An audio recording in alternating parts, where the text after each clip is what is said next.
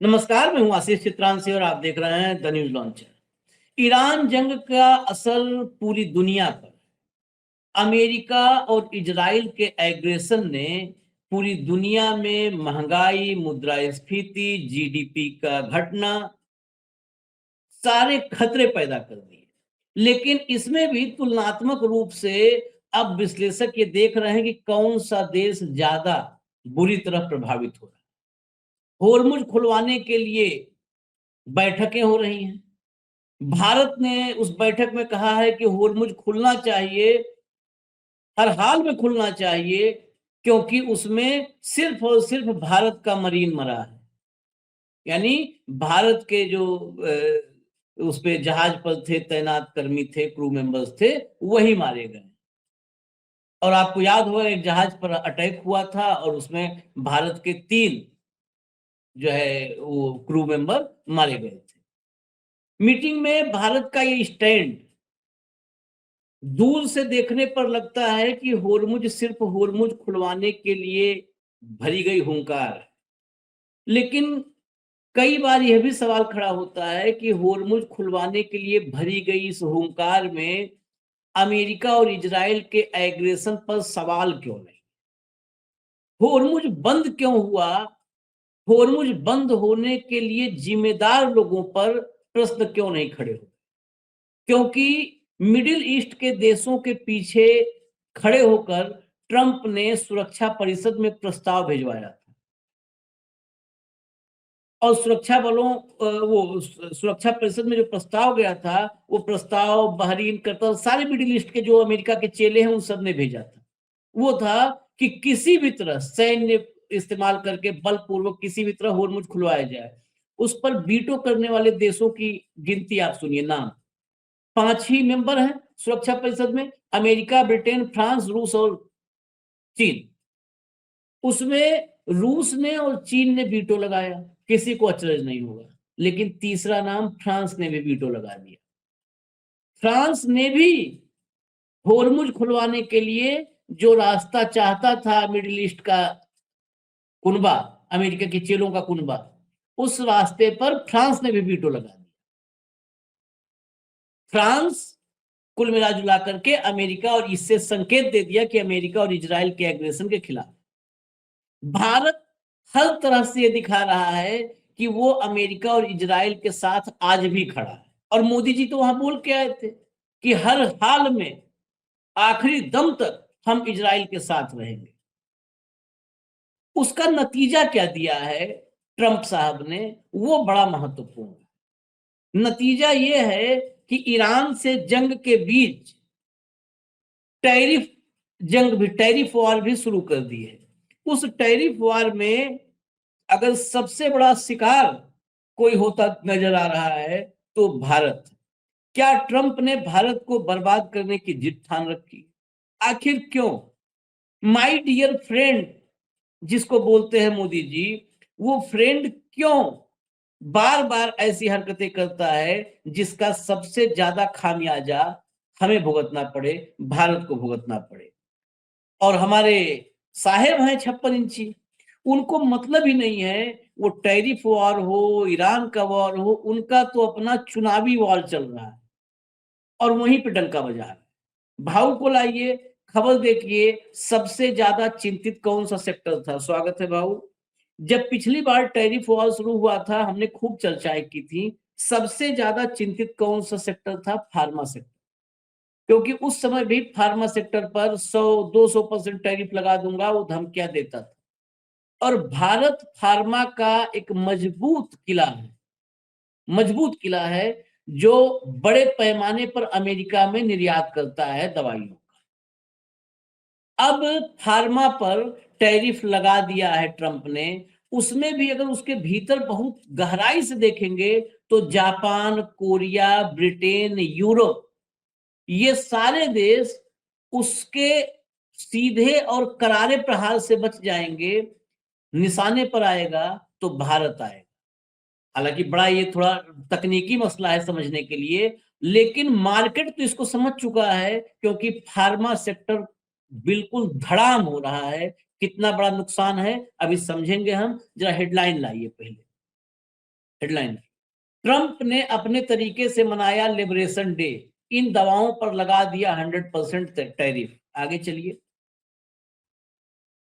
Donald Trump ने फोड़ा tariff बम, pharma industry पर लगा दिया 100% टैरिफ, भारत की बढ़ी टेंशन। आगे चलिए, ईरान से लड़ाई के बीच ट्रंप ने शुरू किया एक और युद्ध, इस बार सीधे भारत से जंग होगी, बढ़ जाएगा दोहरा संकट। वाकई भारत इसमें, अभी इसी बात को समझना है कि भारत ही इससे सबसे ज्यादा क्यों बुरा प्रभाव होगा भारत पर, क्योंकि ब्रिटेन, यूरोप, कोरिया, जापान सबको एक एक्स्ट्रा छूट है। जरा भीतर चलते हैं, थोड़ी सी बस खबर देखेंगे, फिर सीधे भाव के पास चलेंगे। फार्मा कंपनियों पर 100% टैरिफ की खबरों के बीच कल यानी 2 अप्रैल से ही भारतीय शेयर बाजार के कई सारी फार्मा कंपनियों के शेयर्स में भारी गिरावट भी देखने को मिली। सबसे ज्यादा असर सन फार्मा पर देखा गया, जिसके शेयर करीब 4 से 5% टूटकर 52 हफ्तों के निचले स्तर पर पहुंच गए। 52 हफ्ते मतलब पूरे साल के सबसे निचले स्तर पर पहुंचे। 4 से 5% शेयर टूटने में कमर टूट जाए कंपनी की। इसके अलावा बायकॉन, ल्यूपिन, डिवीज लेबोरेटरी, डॉक्टर रेड्डी, सिप्ला, जाइडस, ये सब लाइफ साइंसेज जैसी बड़ी कंपनियों के शेयर्स में भी 2 से 4% की गिरावट देखने को मिली। ऐसे में निफ्टी फार्मा इंडेक्स भी करीब 2.5% नीचे फिसल गया। लेकिन सबसे बड़ी बात यह है कि भारत से अमेरिका को जो दवाएं भेजी जाती हैं, उनमें ज्यादातर हिस्सा जेनरिक दवाओं का होता है। ये दवाएं सस्ती होती हैं और अभी तक टैरिफ का फोकस ब्रांडेड और पेटेंट दवाओं पर है, इसलिए सीधे तौर पर बड़ा असर पड़ने की संभावना कम है। वो हर हेडलाइन के, वो हर खबर के आखिर में मैंने आपको बताया है कई बार कि पूरे खबर में बता देंगे कि घर तबाह होगा, नीचे कहेंगे लेकिन मोदी जी प्रयास अपना कर रहे हैं, जारी है प्रयास। घर में आग लग, आखिर में लिख देंगे मोदी जी फायर ब्रिगेड वालों को फोन कर दिए हैं। वही है। आप ये क्या फार्मा सेक्टर नहीं समझ रहा है, जिसका जो है 4%, 5% शेयर टूट जाना, ये कितनी बड़ी बात है। फार्मा सेक्टर के साथ साथ ट्रंप ने स्टील, एल्यूमिनियम, ये भी ध्यान रखिएगा, फार्मा के साथ जब ये टैरिफ जंग छेड़ा बीच में युद्ध के, स्टील, एल्यूमिनियम और कॉपर के आयात पर टैरिफ में बदलाव करने का आदेश भी दिया है। ट्रंप सरकार का कहना है कि यह कदम विदेशी निर्यातकों द्वारा की जा रही कीमतों में हेरफेर रोकने के लिए उठाया गया है। नए नियम के तहत अब प्राइमरी मेटल पर लगने वाला 50% टैरिफ निर्यातकों द्वारा बताई गई कीमत के बजाय अमेरिका में खरीद कीमत के आधार पर तय किया जाएगा। इसके अलावा जिन प्रोडक्ट्स में धातु की मात्रा ज्यादा होती है, जैसे घरेलू सामान, उन पर 25% टैरिफ लगाया जाएगा। ऐसा तभी होगा जब उसमें मेटल तय सीमा से ज्यादा पाया जाता है। मेटल पे भी लगा, हमारे यहाँ से एल्युमिनियम भी एक्सपोर्ट होता है। ये जो एक्सपोर्ट वाला है अमेरिका में, उस सब पर आया है। गौर करने वाली बात है, टर्म कंडीशन तो अभी भाव के पास चलेंगे समझेंगे। इसमें ब्रिटेन 10%, यूरोप पूरा 15%, जापान, कोरिया सब उसी में है, जिन जिनके साथ ट्रेड डील हो चुकी है। तो भारत का नाम उसमें क्यों नहीं लिखा है ट्रेड डील? तो भारत के साथ भी बोल रहा था कि हो गई है, वहीं से ऐलान हुआ था। हमारे यहाँ भी उसके लिए 150 किलो की माला पहन लिया हमारा 56 इंची वाला अविनाशी सरदार। 150 किलो की माला, 1.5 कुंटल की माला बनवा के पहन लिया, फूल में सरकारी पैसा बर्बाद किया और पूरे देश को फूल बना दिया। 1 अप्रैल बीतते ही आ गई अप्रैल फूल की खबर। जब ट्रेड डील पर ही वो सबको छूट दिया है, तो ट्रेड डील का तो ऐलान ट्रंप से लेकर के हमारे यहाँ मोदी जी सबने कर दिया था, जस्ट बना लिए थे। भाऊ ये क्या है, जरा इसकी जितनी बहुत कॉम्प्लिकेटेड मामला है, थोड़ा समझाने की कोशिश करिए इसको। देखिए, हमारा ट्रेड डील अभी भी सीक्रेसिव है। ये सिर्फ नरेंद्र मोदी जी और पीयूष गोयल को पता है। बाकी पीयूष गोयल बोलता है विदेश मंत्रालय को पूछो, और विदेश मंत्रालय बोलता है पीयूष गोयल को पूछो। पहला ड्राफ्ट आया, पहला ड्राफ्ट आने के बाद दूसरा एक ड्राफ्ट आया, दोनों ड्राफ्ट व्हाइट हाउस ने क्लियर किए। व्हाइट हाउस ने जो चाहा उसमें लिख दिया। हमारे यहाँ से वो एग्री भी हो गए, अभी तक साइन नहीं हुआ शायद वो ट्रेड डील। इस वजह से उसने ये ट्रेड डील में थोड़ी ढिलाई, क्योंकि युद्ध का इनको लग रहा था कि युद्ध में अमेरिका फंस गया है तो थोड़ा सा कुछ रिलीफ मिलेगा, क्योंकि इस ट्रेड डील ने किसानों को यहाँ मार डाला, ये सब लोग जानते हैं। कि किसानों की हालत बहुत पतली हो रही है इस ट्रेड डील से। इसी के चक्कर में कुछ कंसेशन मिलने के लिए कुछ इसमें से कुछ हम निकाल सकते हैं क्या, जैसा सोयाबीन तेल को निकाल सकते हैं, मक्के को निकाल सकते हैं, कुछ प्रपोजल लेके गए, जो प्रपोजल उन्होंने अभी तक मतलब उस प्रपोजल को उन्होंने किया भी नहीं। अब डोनाल्ड ट्रंप का एक रूल है आशीष, जो वो एक ड्राफ्ट बना देता है वो उसी पे रखता है कि बस यही करो आप, या तो करो या तो ना करो, दो चीजें हैं। तो ये आगे पीछे इनको करना पड़ेगा, वो साइन नहीं हुआ इसलिए ये, क्योंकि पहले तो यह आया था कि साइन हो गया, फिर कहते कि साइन ही नहीं हुआ, ट्रेड डील हुआ कहाँ है, फिर कहते हैं कि फिर माला क्यों पहनाई, फिर ट्वीट क्यों किया, किस ड्राफ्ट को वेलकम किया। पीयूष गोयल कैसा कह रहा था कि विन विन सिचुएशन है, देश के लिए बहुत अच्छी सिचुएशन है, कौन सी सिचुएशन है बात के लिए। लेकिन स्विट्जरलैंड जैसा देश जिसने इस चलते युद्ध में आर्म्स और बारूद देने से मना कर दिया अमेरिका को, उसके साथ भी वो टेरिफ के लिए वो है। और उसका सीधा सीधा ये है कि इसका मुख्य जो उद्देश्य है, क्योंकि देखिए सुप्रीम कोर्ट ने तो इसको टेरिफ लगाने से मना कर दिया था, तो एक नए नए रास्ते ढूंढ रहा है, नए नए कानून के तहत टेरिफ लाने का प्रयास कर रहा है। अब ये जो टेरिफ ला रहा है, टेरिफ जो नए लाए इसने, वो इन्वेस्टमेंट के नाम पे लाए हैं। आपको हम टेरिफ से तभी छूट देंगे जब आप अपनी फैक्ट्री हमारे यहाँ शुरू करोगे। तो ये टेरिफ तो उसने लगा दिया। अब मुझे बताइए अमेरिका में जब भी ये जो आप बता रहे थे, तो जो लेटेस्ट फिगर है कि हमारे पास 2024 का एक फिगर है, 2024 में 2025 का यदि मैं बात करूं तो हमारे यहाँ फार्मा यदि फार्मा का मैं बात करूं तो 9.78 बिलियन डॉलर का ट्रेड है। ये 2025 के आंकड़े हैं। 9.78 बिलियन डॉलर। इसके ऊपर जो है वो इलेक्ट्रिकल गुड आते हैं, वो है 15.89 बिलियन डॉलर। और उसके नीचे आता है metal, precious stone and metals, ये आता है 9.97 बिलियन डॉलर का ट्रेड। तो हमारे यहाँ करीब करीब 10 बिलियन डॉलर का ट्रेड फार्मा का है। ठीक है, मेटल्स में देखा जाए तो 2024 के जो आंकड़े हैं मेरे पास, वो बताते हैं कि एल्यूमिनियम जो है हमारे देश से अमेरिका को 841.91 मिलियन डॉलर का ट्रेड हुआ है। और आयरन एंड स्टील ये 488.28 मिलियन डॉलर का हमने ट्रेड किया है। अब सबसे बड़ा प्रॉब्लम जो है, हमारी फार्मा इंडस्ट्री मर कहां से रही है। अब इसके 3-4 फैक्टर हैं। अमेरिका एक बड़ा बायर है हमारे यहाँ, no doubt about it. America में बहुत बड़ा मार्केट का शेयर, बहुत बड़ा, मतलब एक्सपोर्ट में 10% शेयर होना बहुत बड़ी बात है। 10% नहीं, 10 बिलियन डॉलर का ट्रेड होना बहुत बड़ी बात है। अब इसमें ये जो पेट्रोलियम की जो क्राइसिस आए हैं खाड़ी युद्ध की वजह से, उस वजह से कुछ केमिकल्स, क्योंकि पेट्रोलियम का जो बाय प्रोडक्ट्स होते हैं उसमें कुछ केमिकल्स भी है जो मेडिसिन में यूज होते हैं, वो कॉस्टलियर हो गए, पैकिंग मटेरियल कॉस्टलियर हो गया, और हमारे 70% करीब करीब बल्क ड्रग, जो हमारे यहाँ दवाइयां बनने के लिए जो बल्क ड्रग लगते हैं, वो आता है बेसिक और बल्क ड्रग चाइना से। एंटीबायोटिक में हम 87% चाइना पे डिपेंड है। 2020 के बाद चाइना ने पहली बार 2026 के शुरुआत में कीमतें बढ़ा दी। कीमतें बढ़ी, इस युद्ध के चलते फ्रेट और इंश्योरेंस बढ़ा, लैंडिंग कॉस्ट बढ़ी, रुपया गिर रहा है, डॉलर ऊपर चल रहा है, वो एक मार गिरी, करेंसी की मार, फ्रेट इंश्योरेंस की मार, चाइना के बल्क ड्रग की मार, मतलब इनपुट कॉस्ट जो है आपका वो हाई हो गया।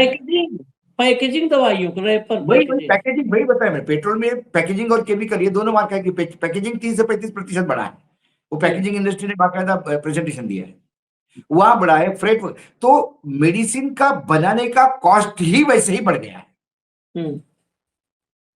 और इसके बाद यदि 50 या 100% का टेरिफ लगाएगा तो आपका मार्केट गया, अमेरिका में कोई नहीं खरीदेगा आपका। 2 रुपए की चीज 4 रुपए में कौन खरीदेगा।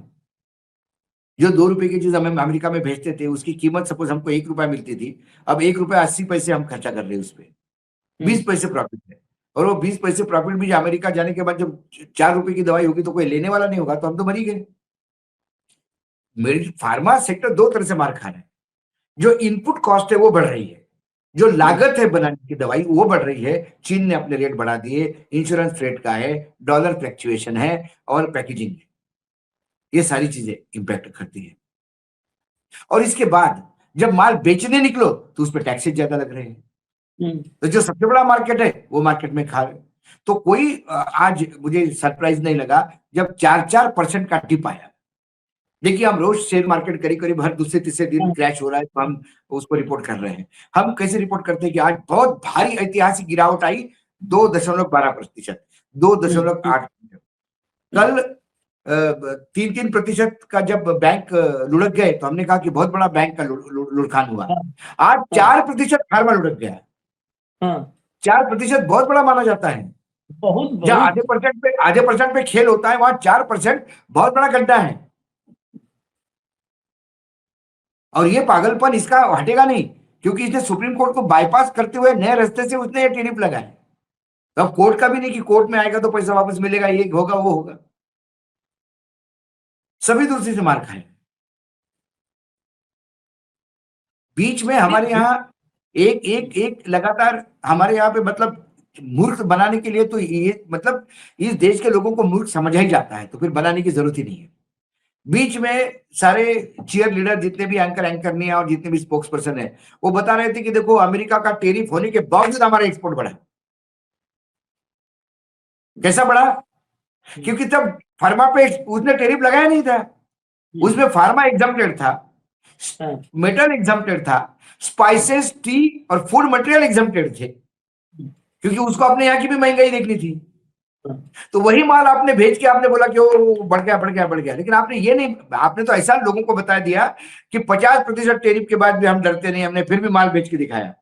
अरे टेरिफ नहीं लगा इसलिए उस सेक्टर में तुमने बढ़ोतरी की। जब आंकड़े टोटल देखे मैंने कि भाई टेरिफ के 50% के टेरिफ में हमने एक्सपोर्ट किस एरिया में बढ़ाया, तो पता पड़ा जिसमें एग्जाम्पशन है उसमें बढ़ा। अब वो जो एग्जाम्पशन था उस 50% में, जिस 50% में जिसमें एग्जाम्पशन था फार्मा को, अब ये 100% का लग रहा है। अब क्या करेंगे? ट्रम्प तो सनकी है, जो कर रहा है। अपने इंडस्ट्रीज को, अपने एक्सपोर्टर्स को प्रोटेक्ट करने के लिए तो सरकार चुनी जाती है। हालांकि यहाँ पर तो चुनाव प्रचार ये सरकार सिर्फ अडानी और अंबानी के लिए चुनी गई है। ये सरकार सिर्फ दो लोगों के अपने विम्स के लिए चुनी गई है। कौन सी देश की बात कर रहे हैं आप? मैं आपको कुछ आंकड़े बताऊं, अभी रोंगटे खड़े हो जाएंगे। मैं एक ही आंकड़ा बताता हूं अपने पास वाले राजस्थान से। किशनगंज मार्बल की मंडी है, बहुत बड़ा। वहां से 5,000 करोड़ का सालाना टर्नओवर है मार्बल और ग्रेनाइट का। 5,000 करोड़ का आधे से नीचे आ गया है। जहां 25 करोड़ रोज का सेल था वो 12 करोड़ आ गया है। और 70,000 कर्मचारी, वो लेबर काम करता है 70,000, झारखंड बिहार यूपी का, उसमें से आधा लेबर निकल चुका है घर।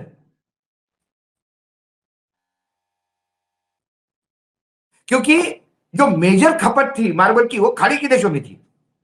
सऊदी का जो विजन 2030 था उसमें पूरा इंटीरियर इंडियन ऑर्डर्स पे है, कोई माल नहीं जा रहा है।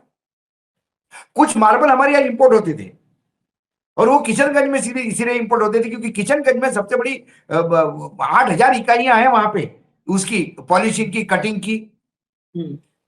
तो तुर्की से, ईरान से, आपके इटली से जो मार्बल इंपोर्ट हो रहा था वो भी रुक गया। ना बाहर का माल आ रहा है काम करने के लिए। 8,000 इकाइयां बंद होने का कगार पे है, पॉलिशिंग, कटिंग, ये जितना भी करते थे, पैकिंग।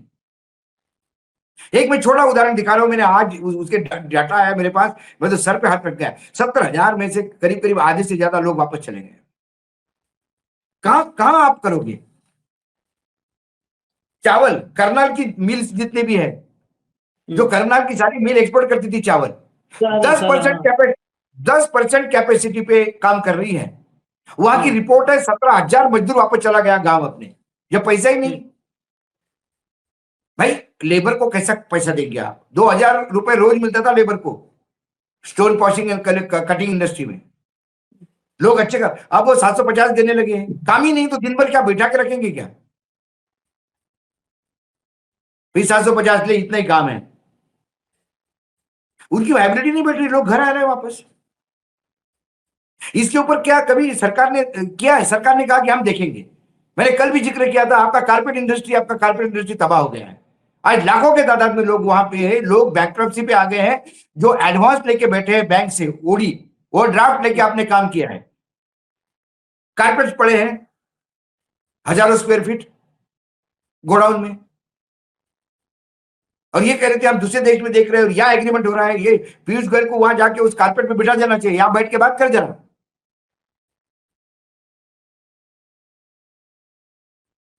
1400 रुपए वाला केला क्विंटल वाला, वो 600 रुपए क्विंटल को उठाने को तैयार नहीं है। मर गया है इस देश का किसान, मर गया है इस देश का उद्योगपति, मर गया है इस देश का कॉटेज इंडस्ट्री मर चुकी है। ये 8000 जो इकाइयां हैं वो एमएसएमई में है, छोटी छोटी इकाइयां हैं। सब वही है। क्या करेंगे मुझे बताइए ना, कितने परिवार, 70,000 लोग, क्योंकि मैं बात कर रहा हूं सिर्फ लेबर और उस इंडस्ट्री में बाकी बचे हुए लोग जो ट्रांसपोर्टर है।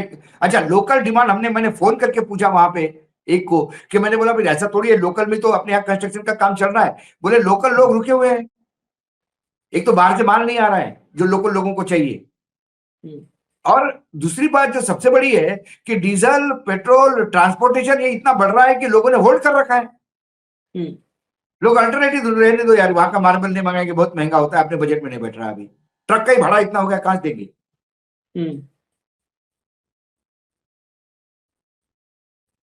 तो अनसर्टेनिटी के बादल इतने हैं, लोकल मार्केट मारा गया, बाहर का मार्केट नहीं है, और ये बस जाके वो इजराइल में अपने गले में माला पहन के वो मेडल लेके आ जाते हैं। उस मेडल का फोटो देके थोड़ी ना लोगों के घर चलते हैं भाई, चूल्हा जलना चाहिए। नहीं, इस पे गंभीरता से मोदी सेक्टर में, जी हर सेक्टर हाँ। में, हर सेक्टर में मार है। जहां फोन करके कोई बात करता है, लोग अपेक्षा से करते हैं कि सर इसके बारे में कुछ बोलो, मैंने हम बोल ही सकते हैं, हम गारंटी थोड़ी देते हैं कि हमारी बोलने से कोई सरकार के फर्क पड़ेगी, निर्लज सरकार है। नहीं नहीं, फर्क पड़ रहा है, बहुत गंभीरता से ध्यान दे रहे हैं। ये ममता बनर्जी का खाली बंगाल से देखिए सत्ता चली जाएगी, सब ठीक हो जाएगा। ममता बनर्जी की वजह से सब गड़बड़ हो रही थी। ये जितना तबाही हुआ है, चाहे मजदूर, लाखों मजदूर बेरोजगार हो गए, ये सब ममता बनर्जी की वजह से हो रहा था। तो नेहरू की वजह से बाकी काफी कुछ हुआ था, फिर ममता बनर्जी दिक्कत कर रही थी, इनकी वजह से हो रहा था। अब ममता बनर्जी को हटाने के लिए देखिए गंभीरता से लगे हुए हैं मोदी और शाह दोनों। ममता बनर्जी को हटा देंगे, अपने आप ठीक। बिहार में सरकार बन गई, अब घुसपैठी खत्म हो गए, सब सब सब सब सारी समस्या बिहार की खत्म हो गई। इन्हें ये ऐसा व्यक्ति प्रधानमंत्री जिस देश का बन जाए, उसी दिन मान लो करम फूट गए, उस देश के करम फूट गए। बताइए आप, 70,000 में, मैं सुन रहा, 70,000 में किशनगंज से आधे गए 35,000, करनाल से 17,000, 35 से 17, 52,000, दो जगहों से 52,000 मजदूर, 52,000 आदमी, खाना कैसे उनके घर में पलेगा? 52,000 मजदूर नहीं, 52,000 परिवार है, परिवार, वही करो, 52,000 परिवार। और ये कहो नरेंद्र मजा आ रहा है, उधर चुनाव प्रचार कर रहा है। वो ममता बनर्जी दिक्कत है, बस ममता दीदी को हटाओ, ये बंगाल को हम बहुत आगे ले जाएंगे। अरे बंगाल के लोग और देश के लोग, राजस्थान में जो सरकार है उसी को आगे ले जाओ, उसी को बचाओ, राजस्थान के उनको मार्बल वालों को। हरियाणा में सरकार है तुम्हारी, वहां बचाओ चावल वाले को। आपकी यूपी में सरकार है, कारपेट वाले को बचाओ पहले। एनडीए की सरकार है आपकी वहां आंध्र प्रदेश में, वो रो रहा है। वो सरकार कैसे आई? आप एक आध कार्यक्रम करवाओ इसका, आशीष जी आपके पास तो बहुत सारा डाटा आ गया आंध्र प्रदेश की सरकार को लेकर। करेंगे करेंगे करेंगे, यही बात तो, कई बार होता है आशीष कि इन लोगों को नींद कैसी आती है, इंसान नहीं है क्या? नहीं है, आपको अभी डाउट है? कपड़े पहन के आदमी सुन्न हो जाता है, लोग कई बार कहते कि आप उत्तेजित हो जाते हैं, अरे इंसान हूं यार, मैं कोई करोड़पति का बेटा नहीं हूं, मध्यम वर्गीय परिवार से आया हूं, लोअर मिडिल क्लास से। मुझे मालूम है एक की तनख्वाह के जाने के मायने क्या है, बेरोजगार होने के मायने क्या है।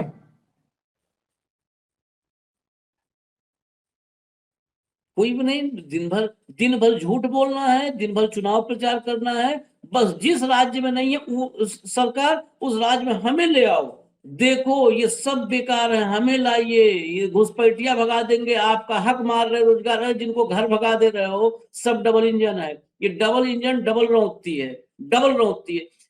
कुछ नहीं, इन सबका ये ऐसे ही इस देश की कहे तो कि इस देश की किस्मत में जो लिखा है वही किस्मत एक बार फिर से चेक करवाना पड़ेगा कि कौन सा ग्रह नक्षत्र है, कौन सा दोष है इस देश के भाग्य में, किस जो है खाने में कौन ग्रह बैठ गया है, वो हटे, नहीं हटता है तो उसको खिसकाया जाए धक्का दे करके ग्रह, वो जब तक रहेगा तब तक इस देश की यही हालत रहेगी। इजाजत दीजिए हमें, हम फिर आते हैं अभी और खबरों के साथ, अपडेट्स के साथ। धन्यवाद भाऊ, बहुत बहुत धन्यवाद, नमस्कार।